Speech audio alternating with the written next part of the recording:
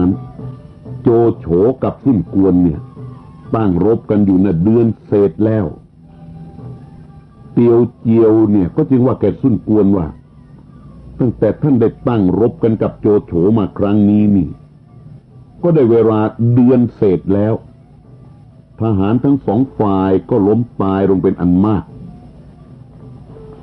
โจโฉนั้นก็ชำนาญในการสงคราม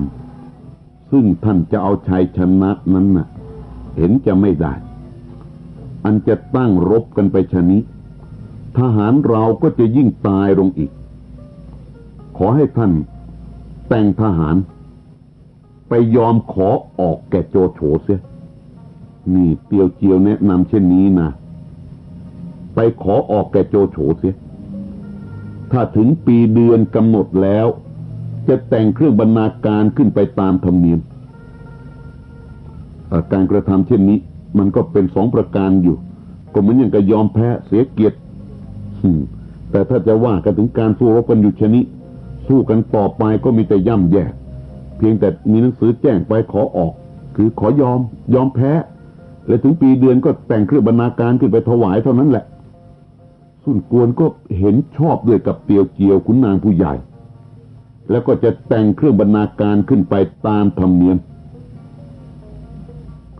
ก็จึงให้เปาจิตเปาจิตนะก็ลาซุ่นกวนไปถึงค่ายโจโฉทหารก็เข้าไปแจ้งโจโฉก็ให้หาตัวเปาจิตเข้าไปเปาจิตเมื่อเข้าไปแล้วก็เข้าไปคำนับโจโฉแล้วก็บอกว่าซุ่นกวนให้ข้าพเจ้ามาแจ้งแก่ท่านว่าซึ่งจะตั้งรบพุ่งกันสืบไปชนิดทหารทั้งสองฝ่ายก็มีแต่จะได้รับความเดือดร้อนล้มตายวุ่นวายสิ้นเปลืองชีวิตไปเปล่าๆขอให้ท่านยกกองทัพกลับไปเสียถ้าถึงกำหนดปีก็จะแต่งเครื่องบรรณาการไปคำนับตามประเพณีผู้ใหญ่ผู้น้อยนี่โจโฉได้ฟังก็จึงตอบว่าตัวเรานี่เป็นผู้ใหญ่ซุ่นกวนนายท่านน่ะอายุอ่อนกว่าเรานักครั้นเราจะเลิกทัพกลับไปก่อนก็มีความละอายอยู่ท่านจงไปบอกซุ่นกวนให้ยกทัพกลับไปก่อนเถอะและเราจึงจะเลิกทัพกลับไปเป็นว่าโจโฉก็ยอมเหมือนกันยอมรับแต่ว่าต้องเกี่ยงงอนกันนิดหนึ่งเพื่อยศเพื่อศักดิ์เพื่อความยิ่งใหญ่กว่ากันนี่เปาจิตก็ราโจโฉกลับมาบอกแกซุ่นกวนได้ฟังก็ให้จิวท่ายคือตอนนี้ก็รักษาบาดแผลหายแล้วละกับจิวขิมอยู่รักษาค่ายยี่สูนี่แหละแล้วซุ่นกวนก็ยกทัพกลับเข้าเมืองกังตังข้างโจโฉนั้นก็ให้เตียวเลี้ยวกับจิวขิมอยู่รักษาเมืองหับป๋าแล้วโจโฉก็ยกกองทัพกลับไปเมืองฮูโต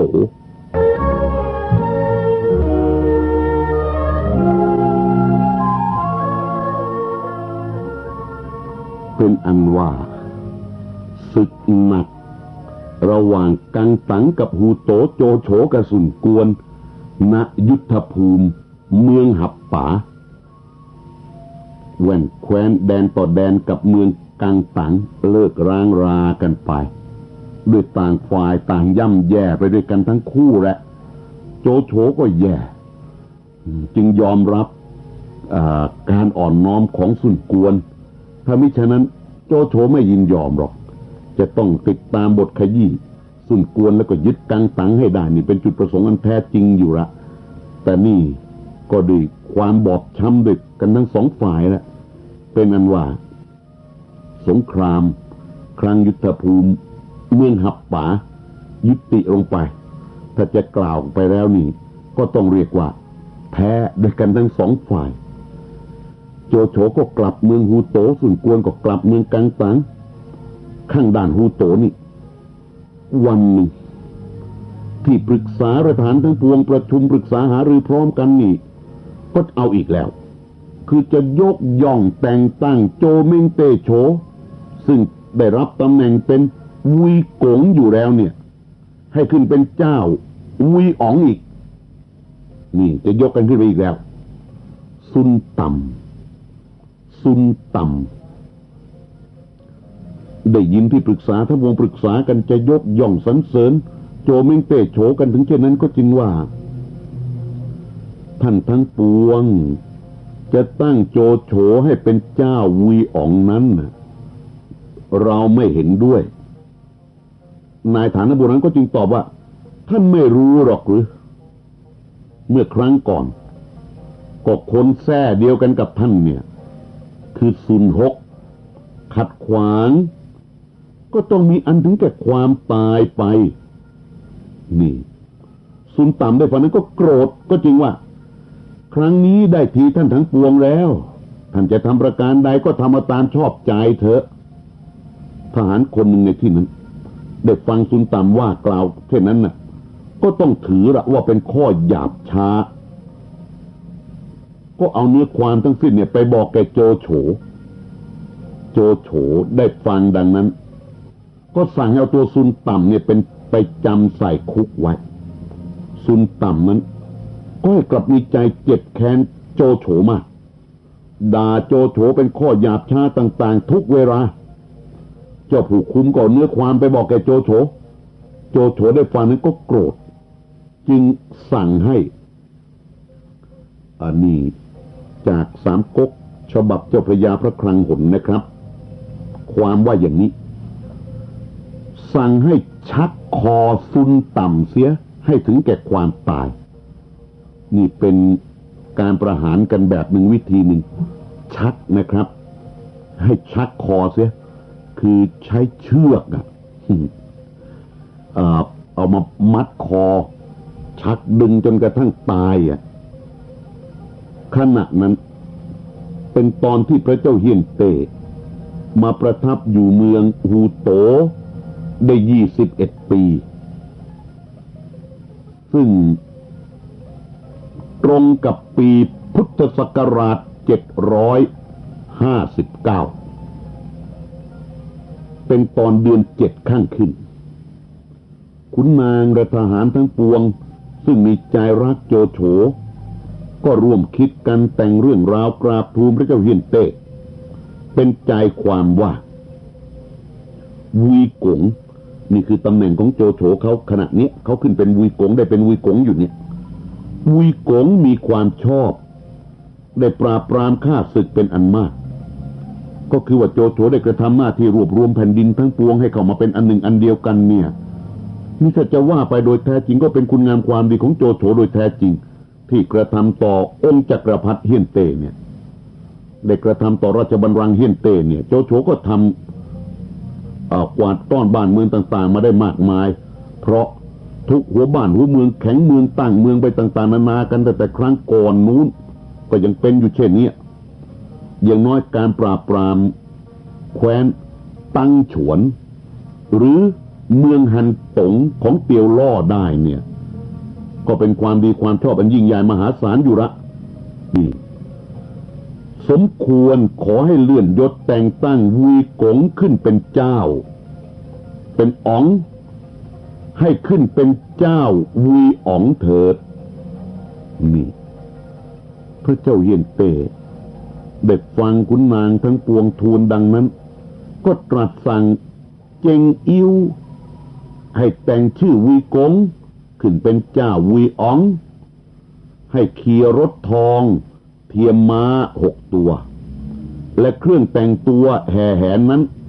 ให้เหมือนกันกับเจ้าแผ่นดินเจงอิวก็จัดการขนานชื่อให้แก่โจโฉตามรับสั่งทุกประการโจโฉนั้นครั้นได้พระราชทานชื่อดังนั้นแล้วในที่นี้กล่าวไว้เท่านี้เลยนะครับได้รับพระราชทานชื่อ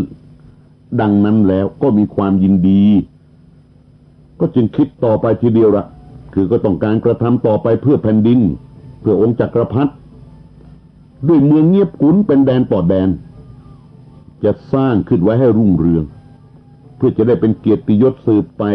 ภายหน้านี่และโจโฉก็สั่งให้ไปสร้างตำหนักและวังซ่อมแซมค่ายคูประตูหอรบขึ้นให้เป็นสง่าดังเมืองหลวงสร้างเมืองเงียบกุนให้เป็นสง่าดังเมืองหลวงเวลาไปมาจะได้เป็นที่พำนักอาศัยทหารก็เกณฑ์กันไปทำเมืองเงียบกุนตามสั่งของโจโฉ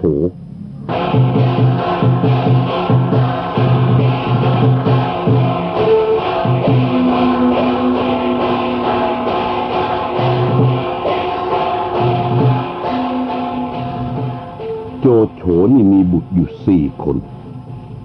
โจผีคนหนึ่งโจเจียงคนหนึ่งโจสิทธิ์คนหนึ่งโจหินคนหนึ่งนี่4 โจด้วยกันโจโฉนี่กล่าวเฉพาะลูกชายเท่านั้นนะโจสิทธิ์เนี่ยเป็นคนมีสติปัญญารู้ทำโครงคือเขียนโครงฉันกลับกลอนเก่งอะว่าอย่างนั้นเถอะโจโฉนี่มีใจรักโจสิทธิ์กว่าบุตรทั้ง3แม้ว่าโจโฉจะยกทัพไปครั้งใดถ้ามิได้เอาบุตรไปด้วยบุตรทั้ง4 คนนี่ก็จะออกไปส่งโจผีก็จะร้องไห้ตามบิดาโจเจียงโจหินนิ่งอยู่เฉยอยู่แต่โจสิทธิ์นั้นก็จะถือผู้กันเขียนคำโครงสรรเสริญเกียรติยศบิดาเขียนคำให้พรต่างๆเป็นอันมากเนี่ยโจโฉรักโจสิทธิ์มากกว่าลูกทั้ง3นั้นเพราะว่าโจโฉน่ะก็คิดเหมือนทุกๆคนคิดแหละว่าโจสิทธิ์บุตรคนเนี่ยมีสติปัญญาแต่ว่าน้ำใจกำเริบโจผีนั้นเป็นคนมัธยัสถ์เห็นจะทำการลึกซึ้งนี่ขณะนั้นโจโฉก็จึงคิดว่าตัวเรานี่ก็เข้าวัยชราแล้วก็จะตั้งโจผีหรือโจสิทธิ์เนี่ยเป็นตัวแทนสืบไปแต่ก็ยังไม่ตกลงปรงใจได้ก็ปรึกษากับขุนนางทั้งปวงว่าเราจะตั้งบุตรเราเป็นใหญ่แทนตัวเราสืบไปท่านเห็นว่าผู้ใดบุตรเราทั้ง4เนี่ยคนไหนที่จะแทนตัวเราได้กาเสี่ยงที่ปรึกษาใหญ่คนสำคัญต้องเรียกว่าคนสำคัญเพราะเป็นศัตรูโจโฉมาก่อนทำเอาโจโฉยับเยินมาครั้งหนึ่งแต่เมื่อก่อนนู่นแต่ตอนยังหนุ่มๆอยู่นะแต่ว่าเนี่ยมาตอนหลังโจสิทธิ์ก็มาอยู่กาเสี่ยงเนี่ยก็มาอยู่กับโจโฉเนี่ยกาเสี่ยงเนี่ยก็กล่าวแนะนำขึ้นว่าอันการข้อนี้จะปรึกษากันนั้นไม่ควรขอให้พิเคราะห์ดูและก็ดูอย่างอ้วนเซี่ยวกับเล่าปีเถอะนี่กาเสี่ยงกับกล่าวดังนี้โจโฉได้ฟังดังนั้นก็คิดได้ก็หัวเราะแล้วก็จริงว่าที่ท่านว่านี้สมควรนะโจโฉตรายตรองดูแล้วก็เห็นว่าการอันควรมีอยู่ก็คือว่าถ้าจะไม่เกิดเรื่องวุ่นวายเหมือนอย่างคนอื่นคนใดกันนั่นน่ะอย่างโดยเฉพาะอ้วนเซี่ยวนะวุ่นวายวิบัติก็เหตุเกิดด้วยเรื่องของบุตรนี่ไปตั้งบุตรคนเล็กเป็นใหญ่บุตรคนโตก็วุ่นวายรบราฆ่าฟันกันจนสิ้นแท้สกุลไปโจโฉเนี่ยก็จึงตั้งโจผีบุตรคนใหญ่เนี่ยให้ขึ้นเป็นเรียกว่าให้ขึ้นเป็นกรมเรียกว่าเจ้าชีจูหรือเรียกว่าชีจูอ๋องเพราะตอนนี้โจโฉก็เป็นอ๋องเป็นเจ้าแล้วนี่โจโฉเขาเป็นวีอ๋องก็ตั้งลูกชายคนใหญ่ขึ้นเป็นชีจูอ๋องครั้นถึงเดือน12ทหารซึ่งไปจัดการสร้างเมืองเงียบกุนก็มีใบบอกมาให้ทูลเจ้าวีอ๋องละ นี่ตอนนี้ต้องเปลี่ยนเป็นทูลแล้วทูลเจ้าวุยอ๋องคือทูลโจโฉว่าการทั้งปวงเสร็จแล้วโจโฉได้ฟังนั้นก็มีความยินดีก็สั่งให้จัดแจงทหารและประเทียบที่ข้างในพร้อมแล้วก็ยกกองทัพเป็นขบวนพยุหญาตราดุจทัพพระยามหากษัตริย์ละเพราะเขาก็ยิ่งใหญ่เช่นนั้นจริงๆแหละเคลื่อนพยุหญาตราไปยังเมืองเงียบกุนให้มีท้องตราไปทุกหัวเมืองให้จัดต้นไม้อันมีดอกและมีผลมาปลูกไว้ให้จงมากแล้วค่อยแต่งหนังสือฉบับหนึ่งไปถึงสุนกวนเจ้าเมืองกังตังคือตอนนี้กังตังถ้าว่าเป็นเมืองออกของโจโฉแล้วตามทุตินัยว่าอย่างนั้นโจโฉให้มีหนังสือไปถึงสุนกวนไปใจความว่าพระเจ้าวุยอ๋องคือตัวโจโฉจะต้องพระประสงค์ผลส้มในเมืองกังตังให้สุนกวนเร่งจัดมาถวายมาใช้ก็เอาหนังสือเนี่ยหนังสือรับสั่งเนี่ยรีบไปให้แก่สุนกวนณเมืองกังตังสุนกวนได้แจ้งในหนังสือรับสั่งแล้วก็ให้ขุนนางจัดส้มให้50 หาบให้คนใช้หาบไปส่งที่เมืองเงียบกุนน่ะเอาขบวนหาบส้มนี่ก็หาบไปครั้นไปถึงกลางทางลูกหาบทั้งปวงหยุดพักอยู่ริมเนินเขาแห่งหนึ่งก็แลเห็นชายผู้หนึ่งออกมาจากหุบเขานั้นชายผู้นี้มีลักษณะอันพิกลอยู่คือว่าเท้าสั้นข้างจักษุซอนตาซอนรูปร่างพิกลประหลาดเป็นผู้วิเศษห่มเสื้อเขียวใส่หมวกสารด้วยหวายตะคร้านี่ผู้วิเศษผู้นี้พอเดินมาใกล้ก็ถามบรรดาลูกหาบเหล่านี้ว่าท่านทั้งปวงนี่จะหาบส้มไปไหนเหตุไรจึงมาหยุดพักอยู่ที่นี่ลูกหาบเราก็แจ้งให้ฟังหาบไปให้ท่านวุยอ๋องไปให้โจโฉที่เมืองเงียบกุนน่ะแล้วก็บอกว่าข้าพเจ้าหาบมาไกลก็เหนื่อยเต็มทีก็จะหยุดพักพอหายเหนื่อยแล้วก็จะหาบต่อไปอีกผู้วิเศษขาสั้นข่างดวงตาส่อนรูปร่างพิกลผู้นี้มีชื่อแท้เดียวกันกับโจเมงเต้คือชื่อว่าโจจูผู้วิเศษผู้นี้ชื่อโจจู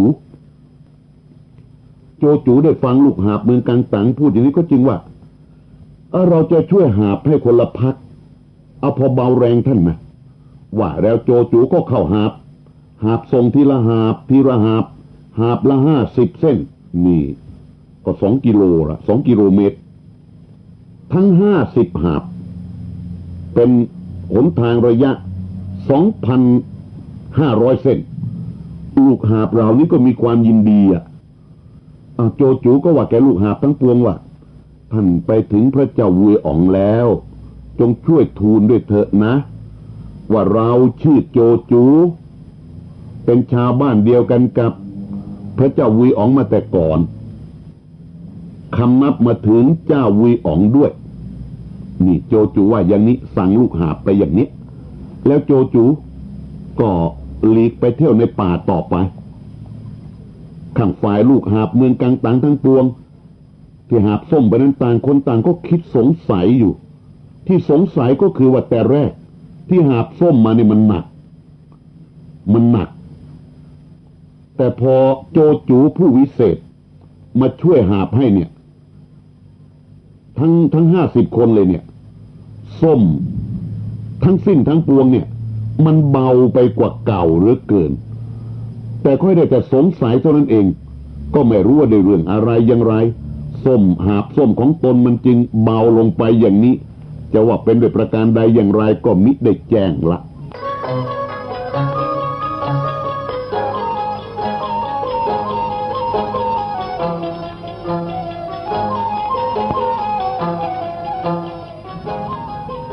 บรรดาลูกหาบทั้ง50ของเมืองกังตังนั่นน่ะ ส้มมันเบาก็ดีหาบได้เบาดีเดินทางไปถึงเมืองเงียบกุนก็ส้มเข้าไปถวายพระเจ้าวีอ๋องพระเจ้าวีอ๋องคือโจเม้งเตโฉเห็นส้มก็มีความยินดีที่ยินดีไม่ใช่ยินดีเพราะส้มหรอกทั้งนี้ด้วยที่ลึกซึ้งกว่านั้นเนี่ยก็คือว่าสุนกวนอ่อนน้อมโดยสุจริตไงเมื่อมีหนังสือไปขอส้มเนี่ยมันก็ได้ส้มนี่ถ้าไม่อ่อนน้อมมันก็อาจจะได้เป็นอย่างอื่นกลับมาแต่พอเอาส้มมาฉีกดูสิฉีกดูเป็นหลายผลมิได้เห็นมีเนื้อเลยมีแต่เปลือกทั้งนั้นโจโฉก็สงสัยพระเจ้าวีอ๋องสงสัยก็ถามลูกหาบทั้งสิ้นเนี่ยว่าเหตุใดเนี่ยส้มจึงเป็นอย่างเนี้ยลูกหาบทั้งปวงก็ตอบว่ามิทราบได้เป็นแต่ด้วยว่าเมื่อพระข้าพเจ้าหาบส้มมาพักที่กลางทางนะมีท่านผู้วิเศษผู้หนึ่งชื่อว่าโจจูได้มีเมตตาเห็นข้าพเจ้าหาบส้มมาเหนื่อยนักพักอยู่กลางทางก็ช่วยหาบผลัดหาบกันให้ทุกคนนี่แหละคนละ50 เส้น50 เส้น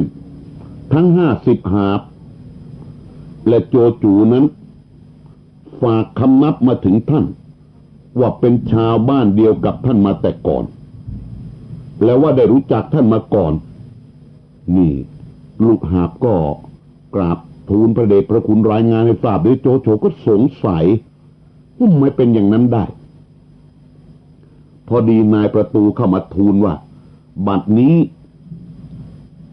โจจูจะขอเข้าเฝ้าพอดีเหตุการณ์นี้ด้วยนี่โจโฉก็สั่งให้เอาตัวโจจูเข้ามาลูกหาบทั้งปวงเห็นโจจูก็ร้องขึ้นพร้อมกันว่าอาจารย์โจจูผู้นี้แหละที่ช่วยผลัดหาบส้มมาให้แก่พวกข้าพเจ้าทั้งปวงโจโฉได้ฟังก็ถามโจจูทีเดียวว่าตัวได้เรียนวิชามาแต่ไหนเนี่ยจึงแกล้งกระทำเอาเนื้อส้มออกทั้งหมดเหลือแต่เปลือกเปล่ามาให้เราชนิดโจจูก็จึงว่าธรรมดาส้มจะไม่มีเนื้อหามิได้ส้มมันก็ต้องมีเนื้อส้มอยู่ข้างในท่านว่าข้าพเจ้าเอาเนื้อส้มออกนั่นกระไรอยู่ถ้าท่านสงสัยข้าพเจ้าจะปอกให้ดูโจจูว่าแล้วก็ส้มมาปอกให้ดูก็มีเนื้อส้มปกติเห็นประจักษ์ด้วยกันทั้งนั้นแหละโจโฉหนึ่งนั้นก็ขัดใจนะก็เอาส้มมาฉีกดูลูกหนึ่งโจโฉฉีกออกส้มลูกที่โจโฉฉีกเนี่ยไม่มีเนื้อส้มมีแต่เปลือกทั้งลูกเลยก็ยิ่งสงสัยโจโฉก็เชิญให้โจจูขึ้นมานั่งแล้วก็ถามว่าเหตุใดส้มมันจึงเป็นดังนี้โจจูก็จึงว่าข้าพเจ้าจะขอสุราและเครื่องเลี้ยงมากินก่อนและจึงจะแจ้งให้ทราบนี่ธรรมดาผู้วิเศษท่านมีอิทธิฤทธิ์อิทธิเดชนี่ยังไม่บอกต้องกินก่อนโจโฉก็ใส่เอาสุรามาให้โจจูกินถึง5 ไหโจจูกินหมด5 ไหก็ไม่เมาเอาแพะมาอีกตัวหนึ่งโจจูก็กินแพะหมดตัวแต่ก็ยังไม่อิ่มยังบอกว่าไม่อิ่มจะกินอีกโจโฉเห็นประหลาดดังนั้นอัศจรรย์นักแล้วก็รู้อยู่เนี่ยว่าเนี่ยเขากระทำด้วยวิชาโจโฉก็รู้ก็จึงถามว่าท่านเรียนวิชานี้มาแต่ไหนจึงทำเลขกระเทศได้ดังนี้โจจูก็บอกว่าเมื่อข้าพเจ้าถือศีลอยู่ณเขางูปีสันแดนเมืองเสฉวนได้30 ปีเทพยดาเอาตำรามาให้ข้าพเจ้า3 ฉบับฉบับหนึ่งชื่อเทียนตุนฉบับ2ชื่อเตตุนฉบับที่3ชื่อยินตุนฉบับที่1คือเทียนตุนนั้นน่ะมีไว้สำหรับเรียกลมและเรียกฝนทำอิทธิฤทธิ์เหาะไปได้โดยอากาศฉบับที่2คือเตตุนนั้นถึงมาถ้าว่าจะชัยก้อนศิราหรือจะแทรกภูเขาออกไปนี่ก็ได้ฉบับที่3คือยินตุนนั้นแม้ว่าบางกายจะใช้อาวุธรอบไปทำอันตรายแก่ผู้ใดนี่ก็ได้ ตัวท่านได้พบยศศักดิ์แล้วแต่หารู้วิชานี้ไม่ท่านจงละสมบัตินี้เสียเถิดไปถือศีลอยู่ในป่าตามถ้ำตามภูเขากับข้าพเจ้าเถอะจะได้เรียนวิชาอันวิเศษทั้ง3 ฉบับนี้ให้ชำนาญโจจูชวนท่านโจเม้งเตโฉพระเจ้าวีอ๋องออกบวชซะอย่างนั้นแหละโจโฉก็จริงว่าอันวิชาอย่างเนี้ยเราก็รักใคร่ที่จะได้ร่ำได้เรียนอยู่แต่จะไปมันไม่ได้ด้วยราชการบ้านเมืองนี่มากมายแม้ไม่มีผู้ใดจะรับธุระแทนตัวเราได้แล้วเนี่ยเราก็ไม่อาจจะไปได้โจโฉพูดดังนี้คือว่าห่วงสมบัติพระสถานทั้งปวงแหละโจจูได้ฟังนั้นก็หัวเราะแล้วก็พูดว่าเหล่าปีเจ้าเมืองเสฉวนเนี่ยเขาก็มีสติปัญญาแล้วก็เป็นเชื้อวงพระเจ้าเฮียนเต้ด้วยก็เหตุใดท่านไม่มอบราชการบ้านเมืองให้เราปีซะหรอกถ้าแม้ท่านขัดขืนไม่ทำตามคำเรานะเราจะแสดงวิชาใช้อาวุธตัดศีรษะท่านเสียโจจูมาไม้นี้ขึ้นแล้วโจโฉได้ฟังนี่ก็โกรธสิโจจูมีวิชาก็จริงนะจะมีอิทธิเดชอย่างไรก็ตามเถอะแต่โจโฉนี่มีอำนาจยิ่งใหญ่ในแผ่นดินโกรธทีเดียวร้องสั่งทหารเลยว่าไอ้คนนี้มันเป็นพวกเราปีมันแกล้งมาสอดแนมราชการในเมืองเราจับตัวมันไว้นี่โจโฉสั่งอย่างนี้เลยทหารโจโฉประมาณ30 คนก็เข้ากรุมเข้ามาจับตัวโจจูขาสั้นคนเนี้ยมัดผูกแน่นหนาแล้วก็ทุบตีด้วยอาวุธต่างๆเป็นอันมากทีเดียวโจจูผู้วิเศษก็ทำเป็นนอนหลับตาหัวเราะเฉยอยู่โจโฉก็เอาคือคามาจองจำแล้วก็ลงพืชโจจูให้มั่นคงคือจองจำคือคามั่นคงเลยทีเดียวแล้วก็ให้ทหารเฝ้าอยู่เป็นอันมากด้วยไม่ให้หนีได้มันจะวิเศษอย่างไรจะหนีไปยังไงจองจำคือคามั่นคงแล้วชนิดแล้วลงพืชด้วยเนี่ยก็หมายความว่าทั้งขาทั้งแขนทั้งคอนี่ถูกตรึงแน่นหมดครั้นเพราเช้าผู้คนก็เห็นคาคือที่คอเหล็กพืชกองอยู่เฉยๆทั้งสิ้นแต่ว่าตัวโจจูผู้นี้สิก็อยู่ที่เนี่ยแต่นอนเป็นปกติอยู่มิได้ถูกจองจำอย่างไรผู้คุมก็เนื้อความเนี่ยไปกราบทูลพระเจ้าวีอ๋องคือโจโฉได้ทราบดังนั้นก็สั่งให้ขังโจจู7 วันให้อดข้าวอดน้ำอยู่ในคุกนั่น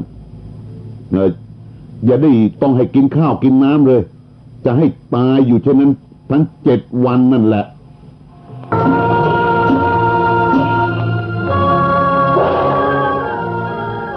โจโฉสั่งให้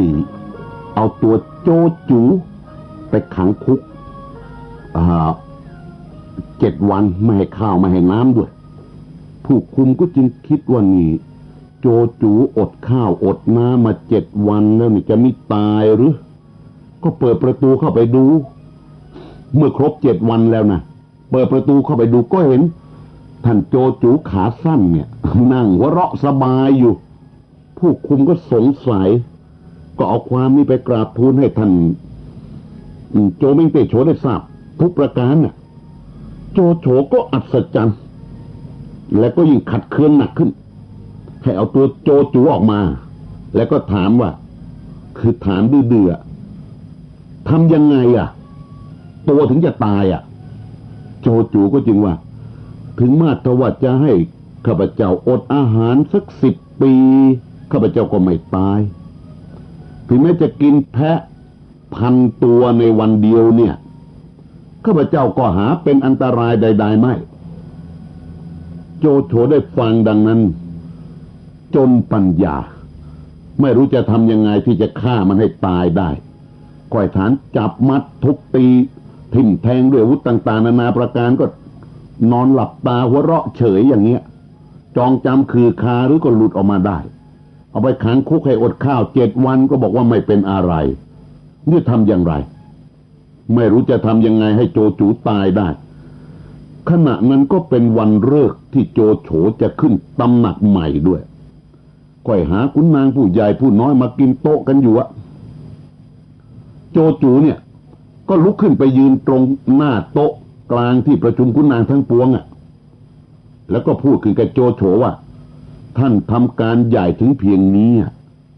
ยังจะประสงค์ของสิ่งใดบ้างนี่โจจูถามอย่างนี้มันจะต้องการอะไรโจจูก็แกล้งทีเดียวแกล้งพูดว่าของทั้งปวงเนี่ยเราก็มีพร้อมอยู่แล้วยังขาดอยู่แต่ตับมังกรเราใครจะได้ตับมังกรท่านจงเร่งไปหามาให้เราเถอะโจจูได้ฟังนั้นก็หัวเราะท่านผู้วิเศษเรียกเอาผู้กันมานี่เอามาเขียนเป็นรูปมังกรลงที่ฝาผนังแหละเขียนเป็นรูปมังกรเสร็จแล้วก็เอามือเสื้อเนี่ยปัดเรียกว่าโบกไปโบกมาเจ้ามังกรที่มีแต่ที่เป็นแต่รูปอยู่ที่ฝาผนังน่ะตรงท้องมังกรเนี่ยก็แตกออกโจจูก็เอามือล้วงเข้าไปหยิบเอาตับมังกรมาให้โจโฉโลหิตยังติดสดๆอยู่เห็นประจักษ์ด้วยกันทั้งสิ้นโจโฉก็ตระหวาดเอาทีเดียวว่าเราหาเชื่อไม่ตัวแกล้งทำกลอุบายเอาตับสัตว์อย่างใดมาซ่อนไว้ในมือเสื้อก็ได้โจจูก็ตอบว่าท่านไม่เชื่อก็แล้วไปเถอะ